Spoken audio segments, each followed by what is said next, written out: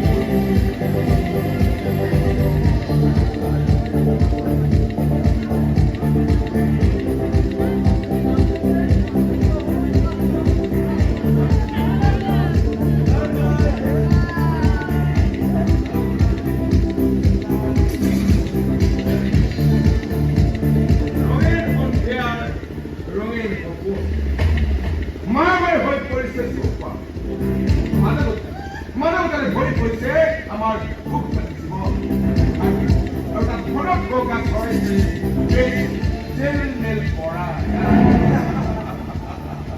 জেলমেল যেন সোণালী দেশৰ সোণালী পৰি দেশ চবলৈ পাৰ ভমা মাদকতা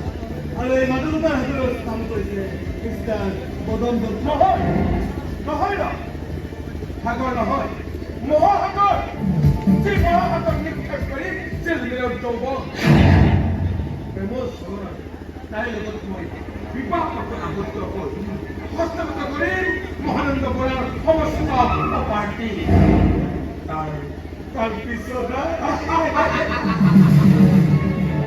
তাৰপিছত এইখন ঘৰৰ সৃষ্টি হ'ব জোৱাৰ ভাটা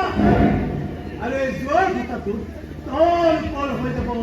মহানন্দৰ সংসাৰ মই শুনিবলৈ পাইছো তাই এজনী হেনো বায়েক আছে বায়েক খুব ধুনীয়া আৰু নীতি আদৰ্শত অতি আবেগীয়া এক কুলিটা দুই চিন্তা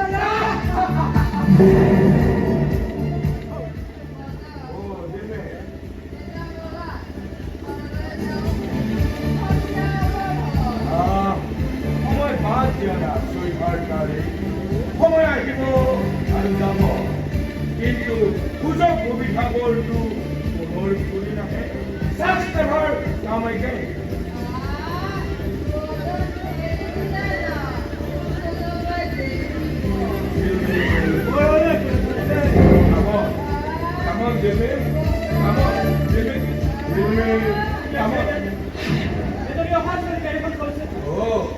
তাই মোৰ বান্ধৱতা হয়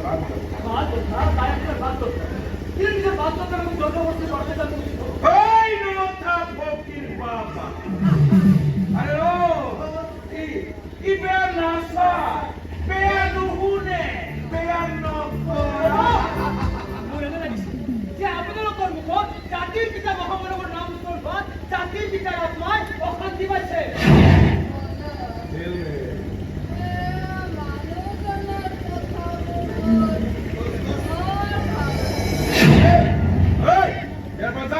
আমাকে ঠাস দিব নালাগে যা বান্ধৱতাৰ লগতে কৰিবলৈ আপুনি লাজ পাব লাগিছিল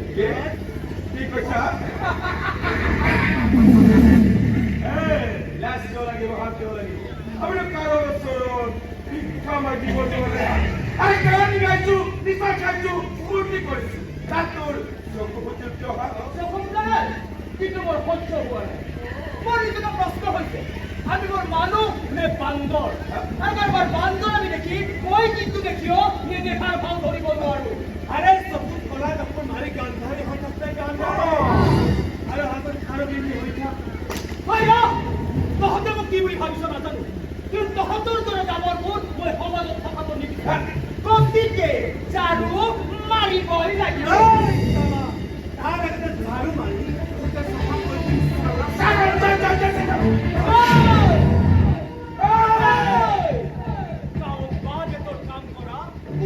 খৰি ফলা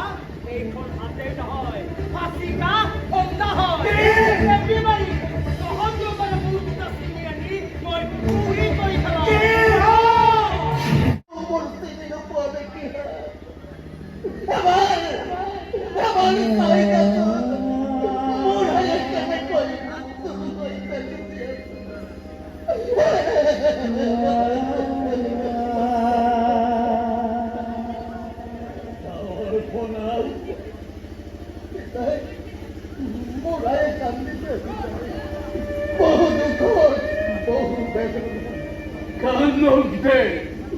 কান্দে কান্দে সকল বলাই দিও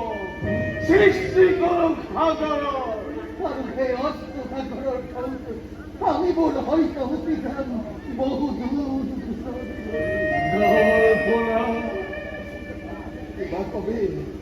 মই দেৱতাৰ ওচৰলৈ গৈছিলো তাইৰ চিকিৎসাৰ বাবে কিছু টকা বিচাৰি কিন্তু তাক লগ নাপালো এতিয়াতো আৰু টকাই বচাব নোৱাৰে যাবই হল নোৱাৰে যাব মই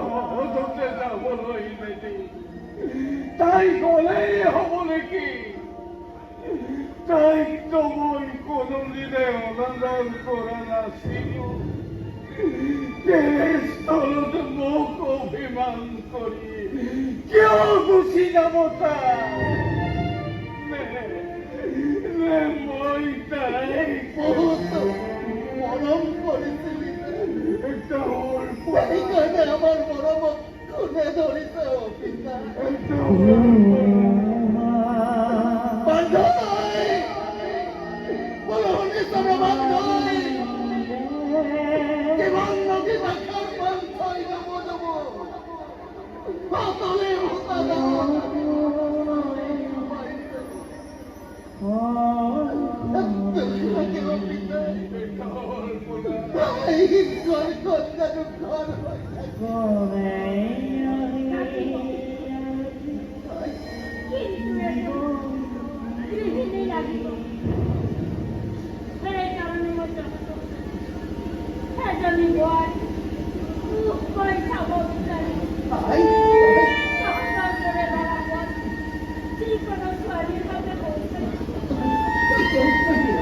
মই ইমান কৰিলে কিন্তু মোৰ কথা নুশুনিলে এবাৰ বোলে বাহিৰত গৈছে অলপ ভাল পাইছানে মানে মূৰৰ নৃত্য কৰিছেনে হ'ব দিয়ক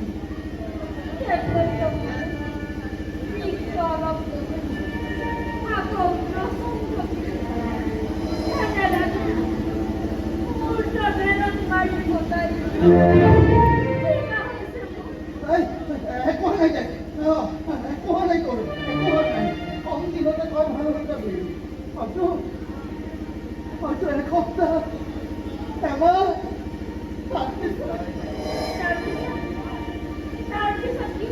তাৰপিছত আৰু কি হ'ব তই আমাক অভিমান কৰিব পাৰিবি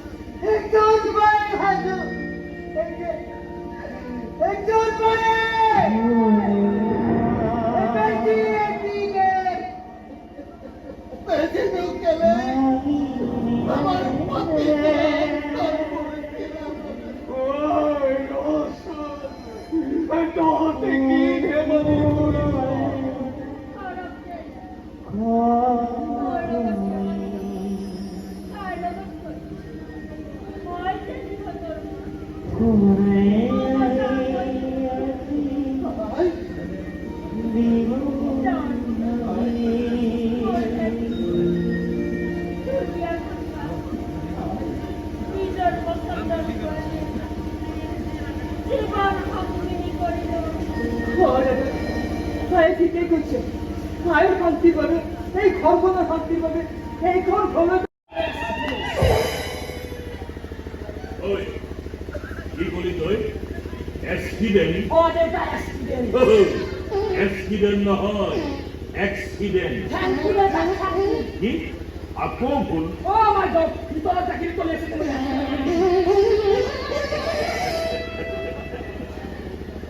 ফুলাৰী তইতো নাজান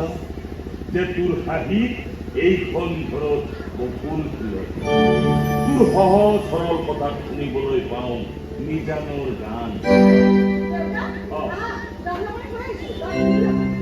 মাজনী এই সৰু মইনা কোৱাৰ পৰা উঠিলে দুভাগ ৰাতিলৈকে যেতিয়া হোটেল ৰেষ্টুৰেণ্টত ঘূৰি কলম কলম যাই সেই ঘৰ সোমাব তাৰ মূৰ নিবিষাই কি হব মই যাম তাই তথাপি সকলো দেখিও ভাও ধৰি থাকিব নোৱাৰো সেইটোকে গেলি কোৱা ঘা যেতিয়া শৰীৰৰ অংগত গৈ দুৰাৰোগ্য ৰোগত পৰিণত হয় তেতিয়া সেই অংগ টুকুৰা কাটি পেলোৱাটোৱে ভাল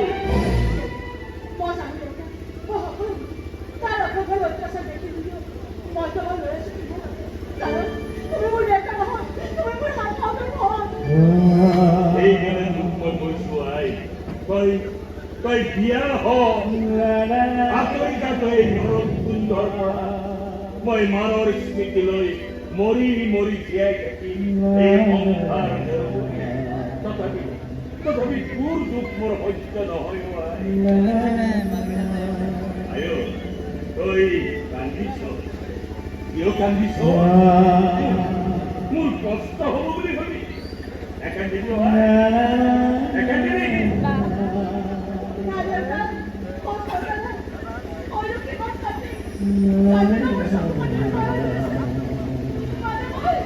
আয়ো সংসাৰ সাগৰত সাঁতুৰি নামি বহুবাৰ ডুবিলো বহুবাৰ পাৰতো উঠিলো মই মোৰ জীৱন জোৰা সাধনাৰ পৰা মই বুজি পাওঁ মানুহে কিয় কান্দে কেতিয়া কান্দে আয়ো তই তই নিজৰ পচন্দৰ ল'ৰাজন বিচাৰি তই বিয়া হও আই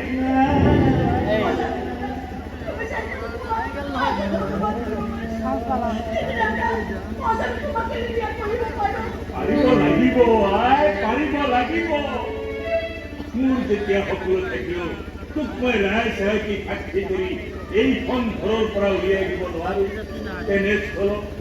তই নিজৰ পচন্দৰ ল'ৰাজনৰ লগত পলাই যাব লাগিব এটা অভিশপ্ত দিন তোৰ জন্মৰ পিছত যেতিয়া দিল্লীৰ কলংকিনীৰ জন্ম হৈছিল তোৰ মাৰাই ল'ৰা সন্তান নোপোৱাৰ অজুহাতত আমাৰ স্থাৱৰ অস্থাৱৰ সকলো সম্পত্তি দিল্লীৰ নামত বৈ ভাবিছিলো তোক এখন ঘৰলৈ উলিয়াই দি আমি দুয়ো সংসাৰ সাগৰত জীৱন নৌকা এৰি দিম কিন্তু দুৰ্ভাগ্য হঠাৎ মাৰ বুজুৰ্গ পালোহে অভিষেক আৰু সেই দিশলৈ ভাবি আছো উচিত হেৰাই দিম আৰু কোনোবা বাহিৰ ঘূৰি মই এখন প্ৰতিষ্ঠা শিকাই তথাপিও কিন্তু তই সুখী হ'ব নোৱাৰিবি তোৰ ওপৰত মোৰ অভিশাপ সদায় থাকিব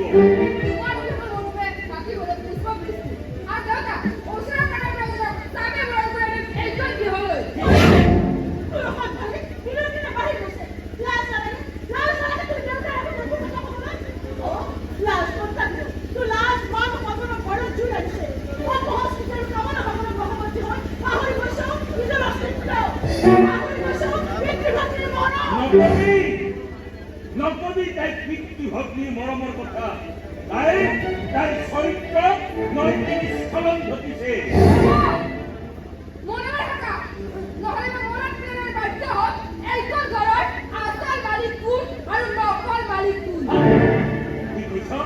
কি কৈছ তই ওলাই যা ইয়াৰ পৰা মই কন্যাই বাহিৰ কৰিম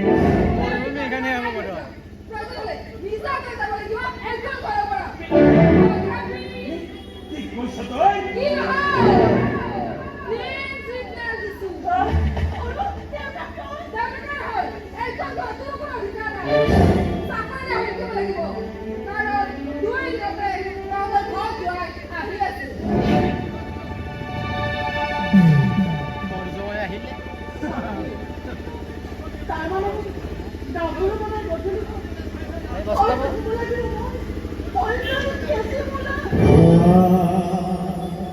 আয়ো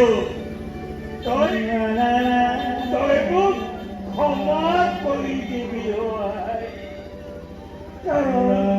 মই যে এজন অক্ষম তই মোৰ মূৰত ভৰি থৈ মোক ধিক্কাৰ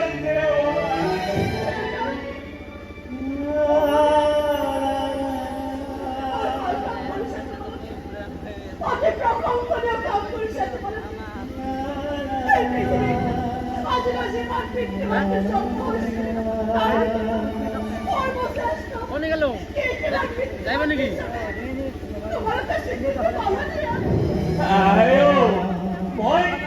মই নিৰূপায় মই ভবাই নাছিলো পিতাৰ ঘৰত সূৰ্পনাখাৰ জন্ম হ'ব মোৰ জীৱনত লাগিলে এক প্ৰচণ্ড